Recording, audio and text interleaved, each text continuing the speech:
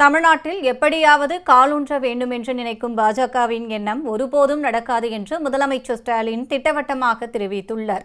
சென்னை அண்ணா அறிவாலயத்தில் முதலமைச்சர் ஸ்டாலின் தலைமையில் திமுக மாவட்ட செயலாளர்கள் கூட்டம் இன்று நடைபெற்றது.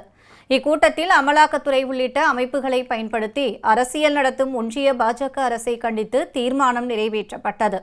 வரும் ஜூன் 1ஆம் தேதி மதுரையில் திமுக பொதுக்குழு கூட்டம் நடத்தவும், திமுக அரசின் சாதனைகளை விளக்க 1244 இடங்களில் பொதுக்கூட்டங்கள் நடத்தவும் தீர்மானிக்கப்பட்டது. கூட்டத்தில் உரையாற்றிய முதலமைச்சர் ஸ்டாலின், அரசியல் ரீதியாக வெல்ல முடியாதவர்கள் அச்சுறுத்தி பார்ப்பதாகவும், பாஜகவின் அச்சுறுத்தல்களை அரசியல் ரீதியாக எதிர்கொள்வோம் என்றும் கூறினார். பாஜகவின் உருட்டல் மிரட்டல்களுக்கு உண்மையான காரணம் என்ன என்பதை மக்கள் நன்கு அறிவார்கள் என்றும், தமிழ்நாட்டில் எப்படியாவது காலூன்றி விட வேண்டும் என்று நினைக்கும் பாஜகவின் எண்ணம் ஒருபோதும் நடக்காது என்றும் அவர் திட்டவட்டமாக தெரிவித்தார்.